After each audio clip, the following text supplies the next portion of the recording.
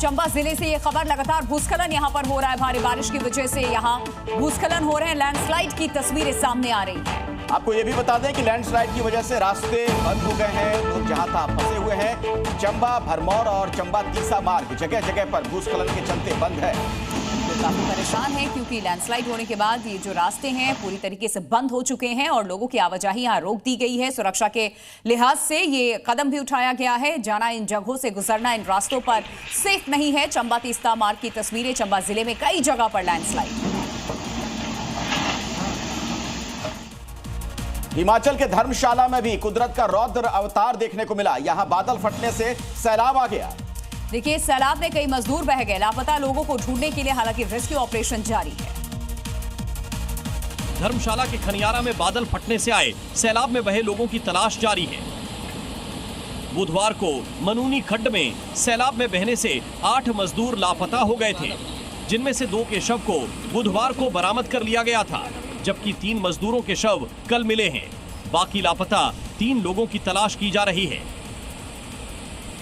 Rescue operation में SDRF और NDRF की टीमें जुटी हुई हैं। बताया जा रहा है कि ये मजदूर मनूनी खड्ड में इंदिरा प्रियदर्शनी हाइड्रल प्रोजेक्ट में काम कर रहे थे। बादल फटने से अचानक सैलाब आ गया, जिसमें इन लोगों को बचने का मौका नहीं मिल पाया। इससे पहले भी भारी बारिश होने पर इंदिरा प्रियदर्शनी हाइड्रल प्रोजेक्ट के उपकरण और ट्रक बाढ़ में फंस गए थे।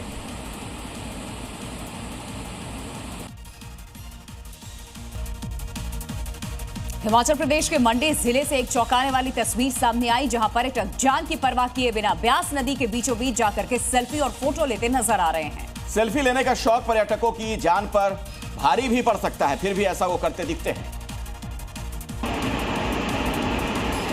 ये तस्वीरें मंडी के पंचवक्त्र मंदिर के पास की बताई जा रही हैं, जहां भारी बारिश के चलते पंडोह डैम से छोड़े गए पानी के कारण ब्यास नदी का जलस्तर बढ़ा हुआ है। इसके बावजूद पर्यटक लापरवाही की हदें पार कर रहे हैं। भारी बारिश और चेतावनियों के बावजूद कुछ पर्यटक ब्यास नदी के बीच जाकर फोटो और सेल्फी लेते नजर आए। हैरानी की बात यह है कि इस दौरान छोटे छोटे बच्चे भी उनके साथ मौजूद थे। स्थानीय प्रशासन लगातार लाउडस्पीकर के जरिए चेतावनी दे रहे हैं कि लोग नदी किनारे न जाएं, लेकिन कई पर्यटक नियमों को अनदेखा कर रहे हैं। नदी के बीच जाकर सेल्फी लेना, बच्चों को भी साथ ले जाना, ये सब मौत को खुला न्योता देने जैसा है। ऐसे में जरूरत है पर्यटकों की समझदारी और प्रशासन की सख्ती की, ताकि कोई बड़ा हादसा न हो। आज सुबह अपराध की दुनिया में कौन सी बड़ी खबरें रही, वो भी देख लीजिए। हरियाणा के जिंद में चचेरे भाई ने भाई की गोली मारकर हत्या कर दी, जिससे इलाके में सनसनी फैल गई। जानकारी के अनुसार सुरेश सुबह सैर करने के लिए गया, तभी रास्ते में किसी बात को लेकर उसका भाई से झगड़ा हुआ। विवाद इतना बढ़ गया कि गुस्से में आकर जगदीश ने घर से बंदूक लाकर सुरेश पर ताबड़तोड़ गोलियां बरसा दी, जिससे उसकी मौके पर मौत हो गई। फिलहाल आरोपी को गिरफ्तार कर लिया गया है। पुलिस आगे की कार्रवाई में जुटी हुई है।